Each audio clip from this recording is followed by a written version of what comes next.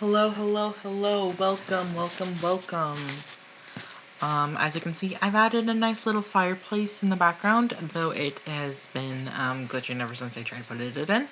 So, sorry about the glitchy fireplace that will occasionally on and off work.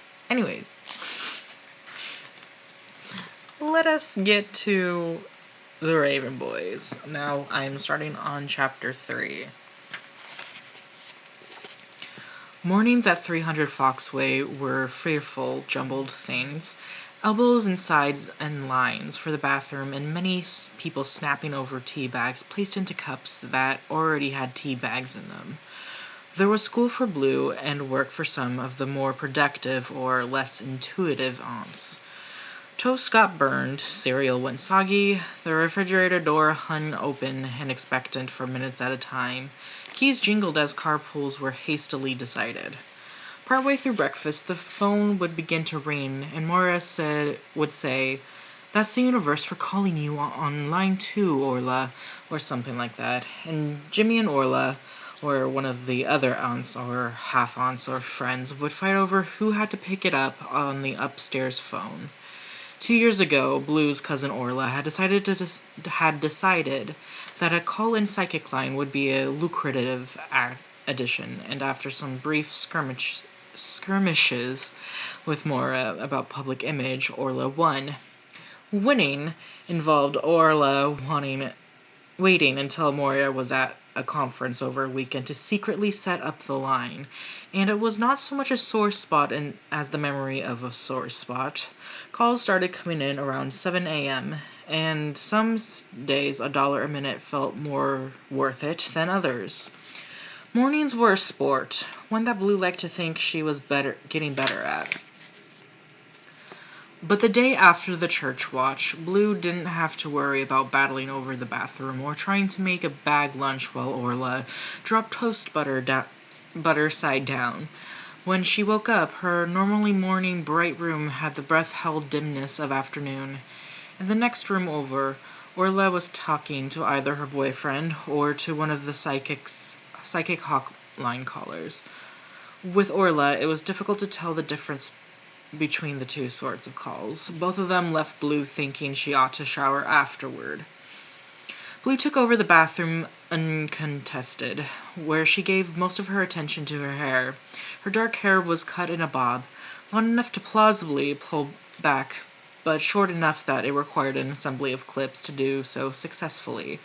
The end result was a spiky, uneven ponytail populated by escaped chunks and mismatched clips. It looked eccentric and unkempt. Blue had worked hard to get it that way. "Mom," she said as she jumped down the crooked stairs.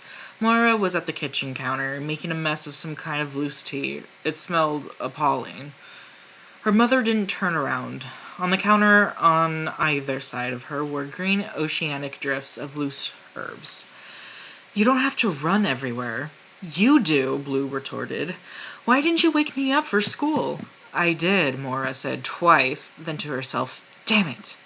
From the table, Neve's mild voice said, "Do you need my help with that, Moira?"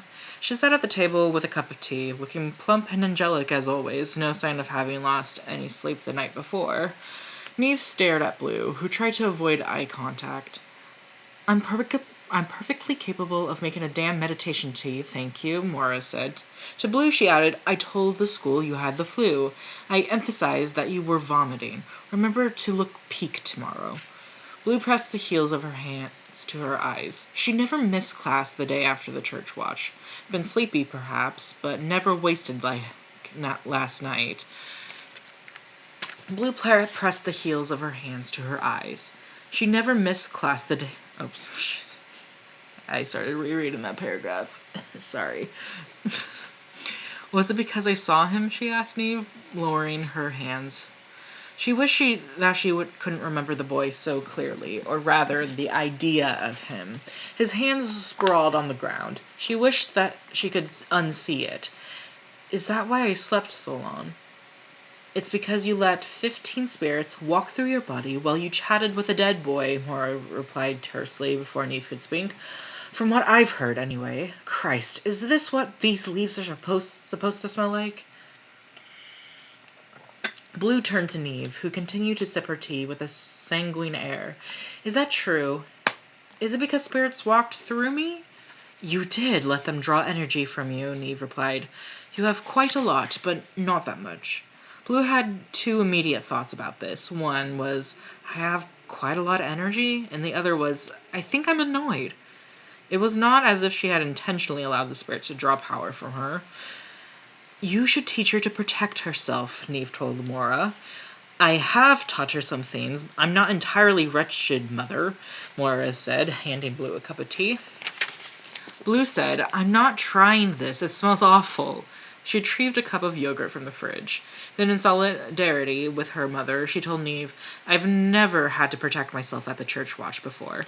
Neve mused. That's surprising. You amplify energy fields so much. I'm surprised they don't find you, even here. Oh, stop, Mora said, sounding irritable. There is nothing frightening about dead people. Blue was still seeing Gansy's ghostly posture, defeated and bewildered. She said, Mom, the church watch spirits, can you ever prevent their deaths by warning them? The phone rang then. It shrilled twice and kept going, which meant Orla was still on the line with the other caller.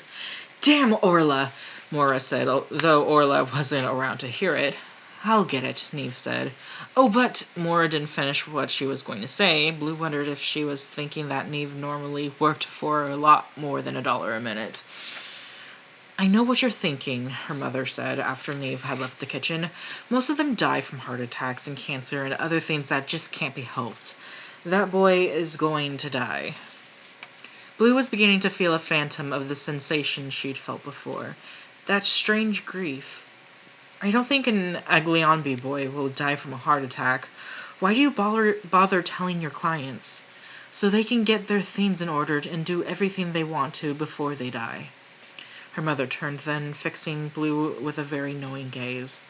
She looked as impressive as someone who could look when standing barefoot in jeans, holding a mug of tea reeking of rotting soil. I'm not going to stop you from trying to warn him, Blue, but you need to know he's not going to believe you, even if you find him, and it's probably not going to save him, even if he knows. You might keep him from doing something stupid, or you might just ruin the last few months of his life. You're Pollyanna, Blue snapped. She knew Mora was right. At least about the first part. Most everyone who met her thought her mother did parlor tricks for a living. What did Blue think she would do? Track down an Agliambi student, tap on the window of his Land Rover or Lexus, and warn him to have his brakes checked and life insurance policy updated? I probably can't stop you from meeting him anyway, Mora said. I mean, if Neve is right about what you saw him, you're fated to meet him. Fate, Blue replied, glowering at her mother, is a very weighty word to throw around before breakfast. Everyone else, said Mora, had breakfast a long time ago. The stairs creaked as Neve returned. Wrong number, she said in her effectless way. Do you get many? We're one number off from a gentleman escort company, Mora replied. Ah, said Neve. That explains it. Blue, she added as she settled back down at the table again, if you'd like, I can try to see what killed him. This got both Mora's and Blue's attention in a hurry. Yes, Blue said. Mora started to reply, then merely pursed her lips back together. Neve asked, Do you have any grape juice? Puzzled, Blue ran to the fridge and held up a jug questioningly. Cran grape? That will work fine. Mora, her face still complicated, reached into the cupboard and drew out a dark blue salad bowl. She set it in front of Neve, not gently. I won't be responsible for anything that you see, Mora said. And Blue asked, What? What is that supposed to mean? Neither of them answered. With a soft smile on her soft face, Neve poured the juice into the bowl until it reached the edge. Mora turned off the light switch. The outside suddenly seemed vivid in comparison to the dim kitchen. The April bright trees pressed against the windows of the breakfast area. Green leaf upon green leaf upon glass, and Blue was suddenly very aware of being surrounded by trees, of having a sense of being in the middle of a still wood. "If you're going to watch, please be quiet," Neve remarked, looking at no one in particular. Blue jerked out of a chair and sat. Mora leaned on the counter and crossed her arms. It was rare to see Mora upset, but not doing something about it. Neve asked, "What was his name again?" He only said Gansey. She felt self-conscious saying his name. Somehow, the idea that she would have a hand in his life or his death made his nominal existence in this kitchen her responsibility. "That's enough." Neve leaned over the bowl, her lips moving, her dark reflection moving slowly in the bowl. Blue kept thinking of what her mother had said. "I won't be responsible for anything that you see." It made this thing they did seem bigger than it usually felt. Further away from a trick of nature and closer to a religion. Finally, Neve murmured, though Blue couldn't hear any particular meaning in the wordless sound. Mora looked abruptly triumphant. "Well," Neve said, "this is a thing?" She said it like, "This is a thing," and Blue already knew how that turned out. "What do you see?" Blue asked. "How did he die?" Neve didn't take her eyes off Mora. She was asking a question somehow at the same time that she answered. "I saw him, and then he disappeared, into absolutely nothing." Mora flipped her hands. Blue knew the gesture well. Her mother had used it to end many an argument after she delivered a winning line. Only this time, the winning line had been delivered by a bowl of cran grape juice, and Blue had no idea what it meant. Neve said, "One moment he was there, and the next he didn't exist." "It happens," Mora said. "Here in Henrietta there is some place or places that I can't see, or other times I see." And here she didn't look at Blue in such a way that Blue noticed that her mother was trying hard not to look at her. "Things I wouldn't expect." Now Blue was recalling the countless times her mother had insisted that they stay in Henrietta, even as it became more expensive to live here, even when opportunities to go to other towns opened up. Blue had once intercepted a set of emails on her mother's computer.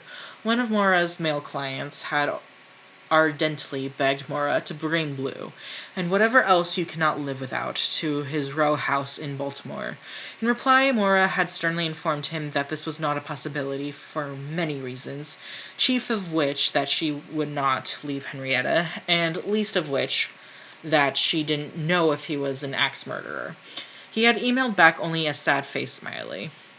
Blue always wondered what became of him. "I would like to know what you saw," Blue said. "What is nothing?" Neve said, "I was following the boy we saw last night to his death. I felt it was close, chronologically, but then he disappeared into some place I couldn't see. I don't know how to explain it. I thought it was me." "It's not," Mora said. When she saw that Blue was still curious, she explained, "It's like when there's no picture on the television, but you can tell it's still on. That's what it looks like. I've never seen someone go into it before, though." "Well, he went into it." Neve pushed the bowl away from her. "You said that's not all. What else will that show me?" Mora said, "Channels that don't show up on basic cable." Neve tapped her beautiful fingers on the table just once, and then she said, "You didn't tell me about this before." "It didn't seem relevant," Mora replied. "A place where young men can disappear seems quite relevant.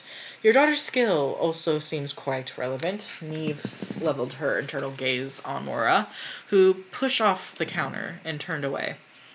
"I have work this afternoon," Blue said finally, when she realized that the conversation had perished. The reflection of the leaves outside rippled slowly in the bowl. A forest still, but darkly. "Are you really going to work in that?" Mora asked.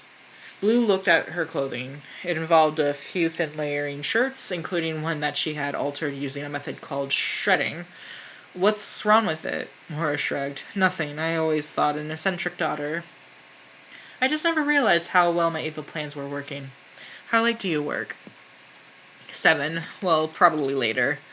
Ciliano is supposed to work until 7:30, but she's been saying all week that her brother got her tickets for evening, and if only someone would take over the last half hour.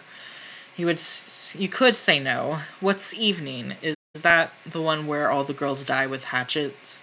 That's the one, as Blue slurped down her yogurt. She spared a quick glance at Neve, who was still frowning at the bowl of juice pushed out of her reach. Okay, I'm out. She pushed back her chair. Moira was quiet in that heavy way that was louder than talking. Blue took her time tossing her yogurt into the trash can and dropping her spoon into the sink beside her mother. Then she turned to go upstairs for her shoes. Blue, Morris said finally, I don't have to tell you not to kiss anyone, right? That's the end of chapter 3. Now I'm just going to take a quick sip of water before we move on to chapter 4. As I like to say, hydrate so you don't dehydrate. Anyways, chapter 4. Adam Parrish had been Gansey's friend for 18 months, and he knew that certain things came along with that friendship. Namely, believing in the supernatural, tolerating Gansey's troubled relationship with money, and coexisting with Gansey's other friends. The former two were problematic only when they took time away from Agliambi, and the latter was only problematic when it was Ronan Lynch. Gansey had once told Adam that he was afraid most people didn't know how to handle Ronan. What he meant by this was that he was worried that one day someone would fall on Ronan and cut themselves. Sometimes Adam wondered if Ronan had been like Ronan before the Lynch brothers' father had died. But only Gansey had known him then. Well, Gansey and Declan. But Declan seemed incapable of handling his brother now, which was why he'd been careful to schedule his visit while Ronan was in class. Outside of 1136 Monmouth, Adam waited on the second-story landing with Declan and his girlfriend. Girlfriend in fluttering white silk looked a lot like Brianna or Kaylee or whoever Declan's last girlfriend had been. They had all been blonde, shoulder-length hair, and eyebrows that matched Declan's dark leather shoes. Declan, wearing that suit that his senior year political internship required, looked 30. Adam wondered if he would look that official in a suit, or if his childhood would betray him and render him ridiculous. Thanks for meeting us, Declan said. Adam replied, No problem. Really, the reason he had agreed to walk with Declan and girlfriend from Agliambi had nothing to do with kindness and everything to do with a nagging hunch. Lately, Adam had felt as if someone had been looking in on their search for the ley line.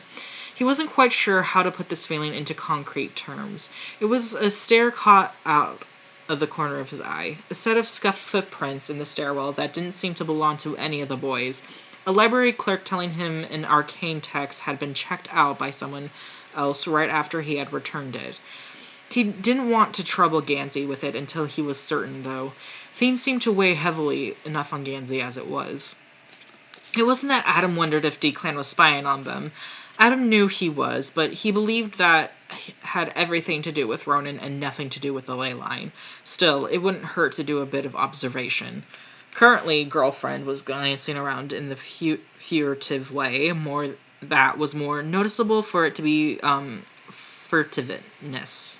1136 Monmouth was a hungry-looking brick factory, gutted and black-eyed, growing out of an overgrown lot that took up nearly all of the block. A clue to the building's original identity was painted on the eastern side of the building, Monmouth Manufacturing. But for all the research, neither Gansey nor Adam had been able to figure out precisely what Monmouth had manufactured, something that had required 25-foot ceilings and wide-open spaces, something that had left moisture stains on the floor and gouges in the brick walls, something that the world would no longer needed.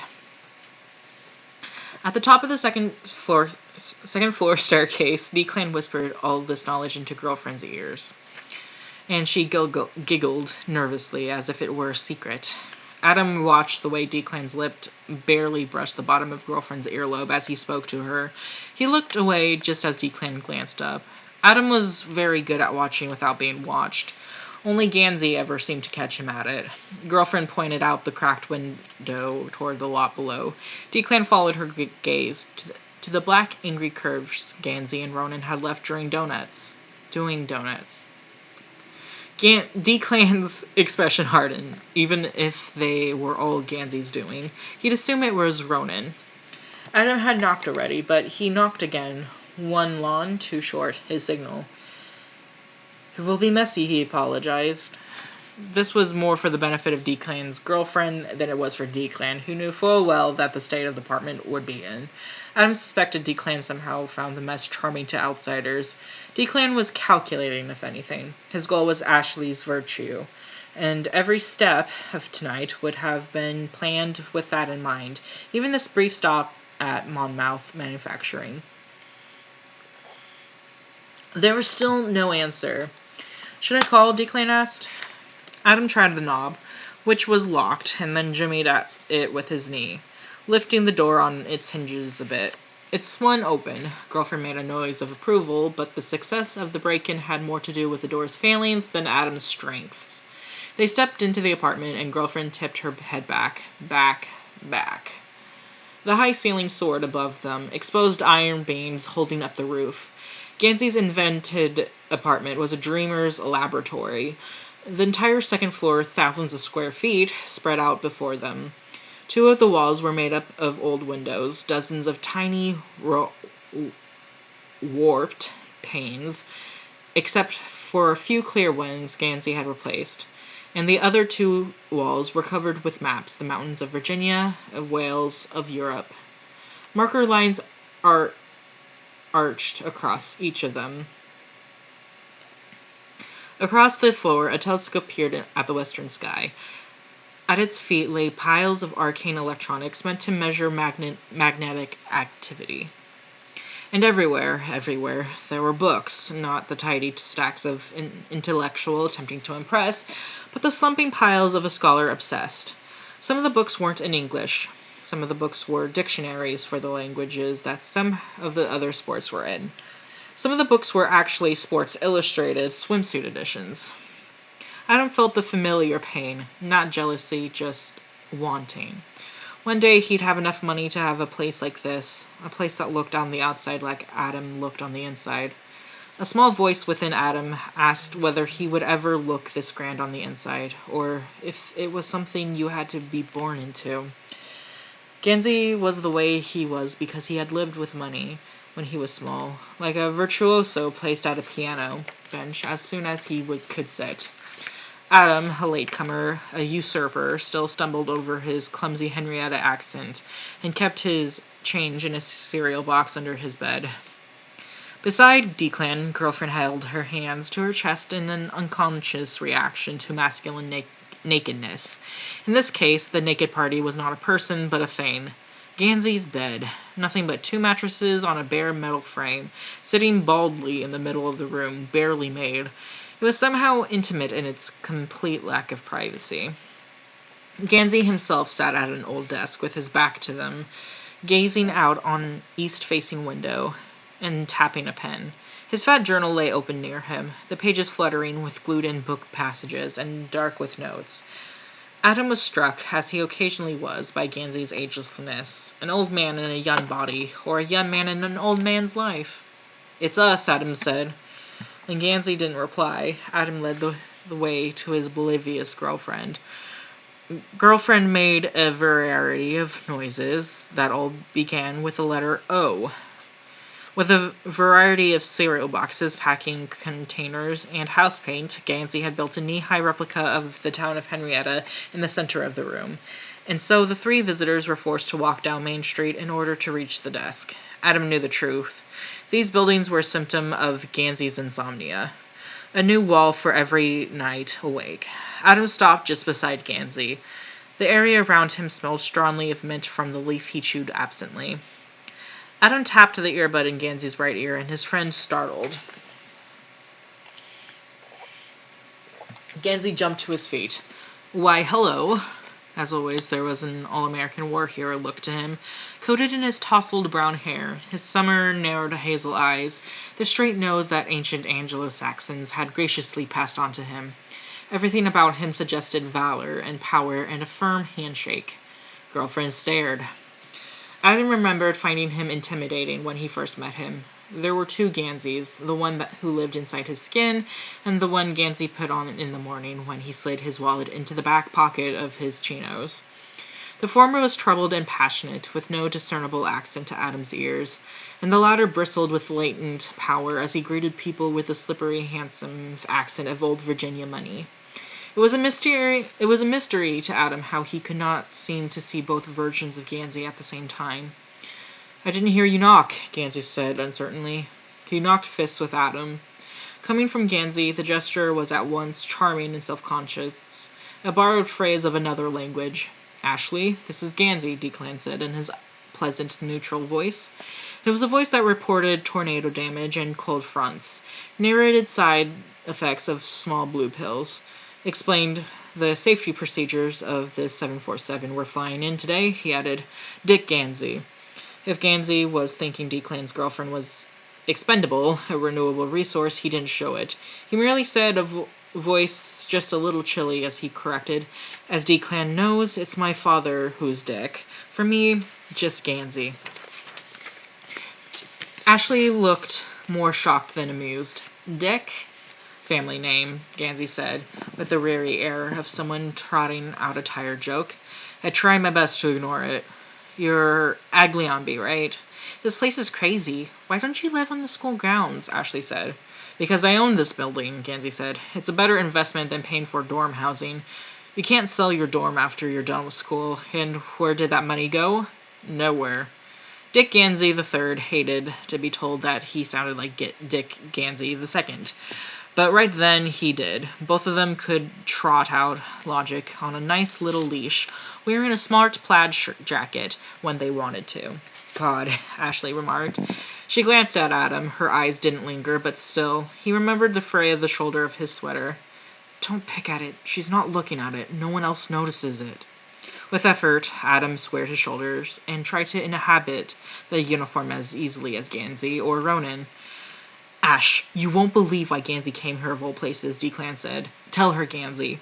Gansey couldn't resist talking about Glendower. He never could. He asked, "How much do you know about Welsh kings?" Ashley pursed her lips, her fingers pinching the skin at the base of her throat. Llewellyn, Glendower, English marcher lords?" The smile on Gansey's face could have lit coal mines. Adam hadn't known about Llewellyn or Glendower when he had first met Gansey. Gansey had needed to describe how Owen Glendower to non-Welsh speakers. Thank you for that book, because I did not know that's how it was pronounced. A medieval Welsh noble had fought against the English for Welsh freedom, and then, when capture seemed inevitable, disappeared from the island and from history altogether. But Gansey never minded retelling the story.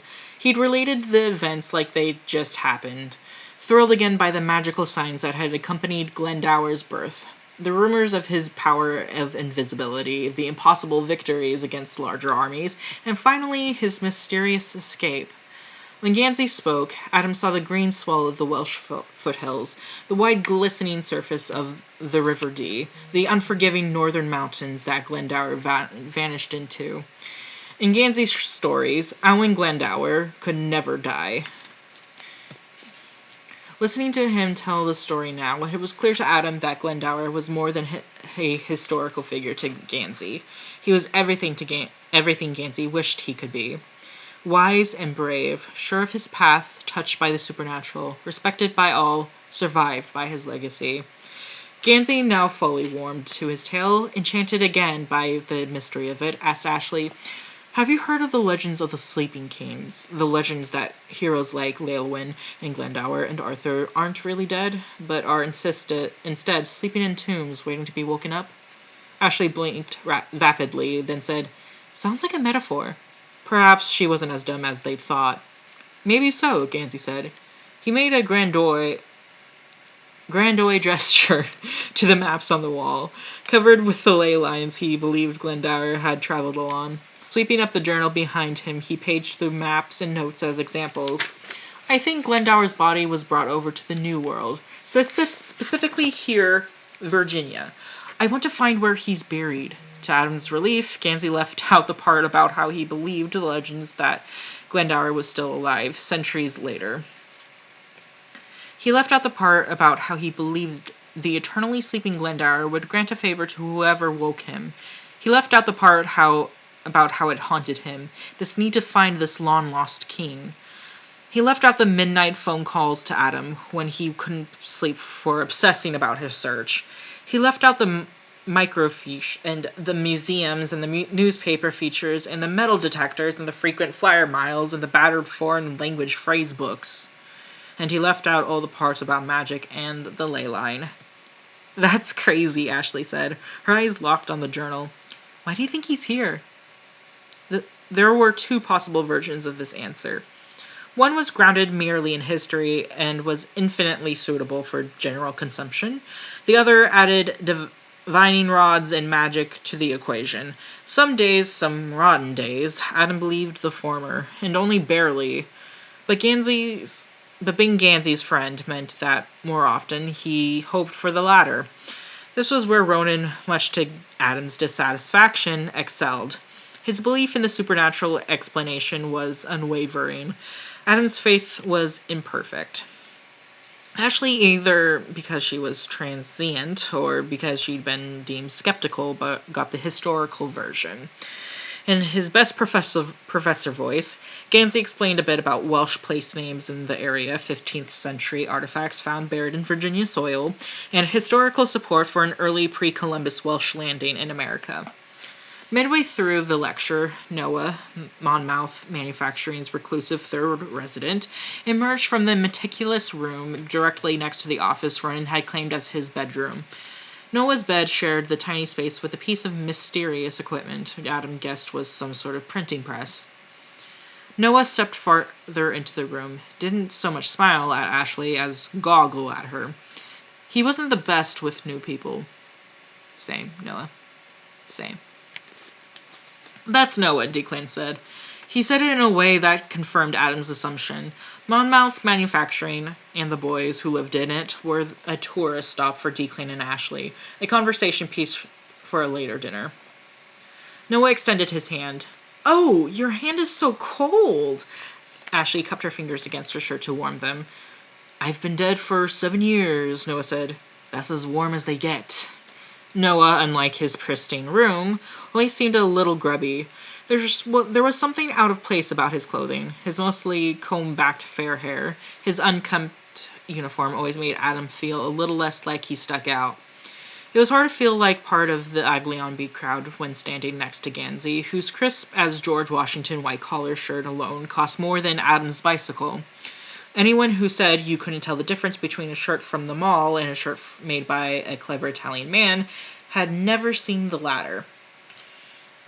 Or even Ronan, who had spent $900 on a tattoo merely to piss off his brother. Ashley's obliging giggle was cut off as Ronan's bedroom door opened. A cloud like there would never be sun again crossed Declan's face. Ronan and Declan Lynch were undeniably brothers, with the same dark brown hair and sharp nose, but Declan was solid, where Ronan was brittle. Hold on 1 second. I need a cough.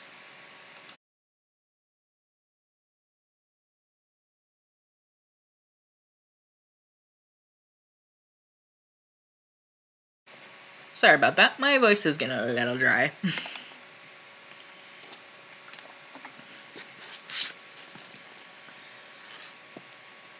Declan's wide jaw and smile said, Vote for me.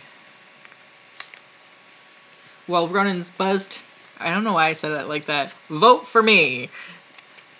I guess because it's an italicized, I was like, let's say it fancy. Anyways.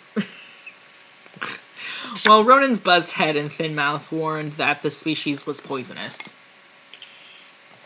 Ronan, Declan said. On the phone with Adam earlier, he had asked, when will Ronan not be available? I thought you had tennis. I did, Ronan replied.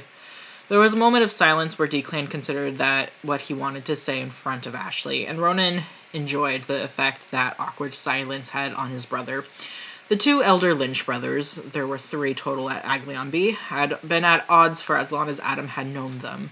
Unlike most of the world, Gansey preferred Ronan to his elder brother, Declan, and so the lines had been drawn. Adam suspected Gansey's preference was because Ronan was earnest, even if he was horrible. And with Gansey, honesty was golden.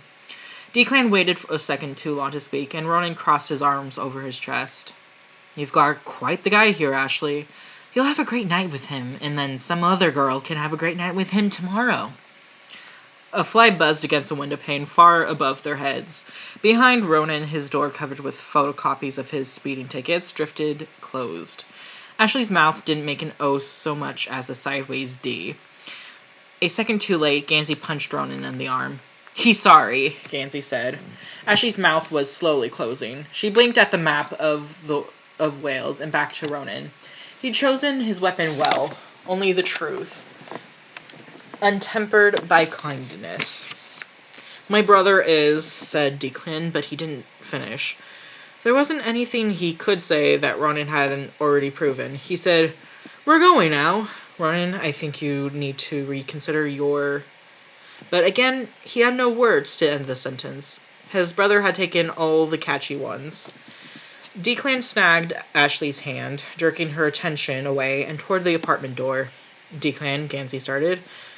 "Don't try to make this better," Declan warned, as he pulled Ashley into this tiny stairwell and down the stairs. Adam heard the beginnings of damage control. "He has problems, I told you. I tried to make sure he wouldn't be here. He's the one who found Dad. It messed him up. Let's go get seafood instead. Don't you think we look like lobster tonight?" "We do." The moment the apartment door was closed, Gansey said, "Come on, Ronan." Ronan's expression was still incendiary. His code of honor left no room for infidelity, for casual relationships. It wasn't that he didn't condone them, he couldn't understand them. "So he's a man whore, it's not your problem," Gansey said. Ronan was not really Gansey's problem either, in Adam's opinion, but they'd had this argument before. One of Ronan's eyebrows was raised, sharp as a razor. Gansey strapped his journal closed. "That doesn't work on me. She has had nothing to do with you and Declan," he said. "You and Declan, like it was a physical object. Something you could pick up and look underneath. You treated her badly. You made the rest of us look bad." Ronan looked chastened, but Adam knew better. Ronan wasn't sorry for his behavior. He was only sorry that Gansey had been there to see him. What lived between the Lynch brothers was dark enough to hide anyone else's feelings. But surely Gansey knew that as well as Adam. He ran his thumb back and forth, seemed to notice, and Adam never bothered to point out. Catching Adam's gaze, he said, "Christ, now I feel dirty. Come on, let's go to Nino's. We'll get pizza, and I'll call that psychic, and the whole goddamn world will sort itself out." This was why Adam could forgive that shallow, glossy version of Gansey he'd first met. Because of his money and his good family name, because of his handsome smile and his easy laugh, because he liked people, and, despite his fears to the contrary, they liked him back. Gansey could have had any and all of the friends that he wanted. Instead, he had chosen the three of them. 3 guys who should have, for 3 different reasons, been friendless. "Not good. Need some more alone time?" Ronan asked. "Ronan," Gansey interjected, "set your weapons to stun, will you?" "No, we won't make you eat." Adam glanced up, distracted. His mind had wandered from Ronan's bad behavior to Ashley's interest in the journal, and he was wondering if it was more than the ordinary curiosity people possessed when faced with Gansey and his obsessive accessories. He knew Gansey would find him overly suspicious, unnecessarily perpetuary of a search Gansey was more than willing to share with most people. But Gansey and Adam sought Glendower for different reasons. Gansey longed for him, like Arthur longed for the Grail, drawn by a desperate but nublious need to be useful to the world. To make sure his life meant something, beyond champagne and parties and white collars, by some complicated longing to settle into that wage deep inside of himself. Adam, on the other hand, needed that royal favor, and that meant that they needed to be the ones to wake Glendower. They needed to be the ones to find him first. "Parrish," Gansey repeated. "Come on." Adam made a face.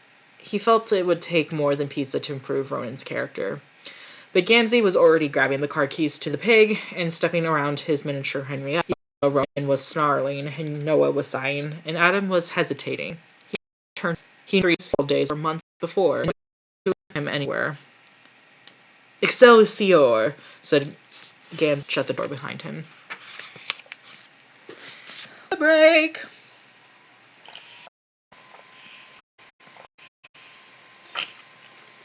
Alright. After the evening,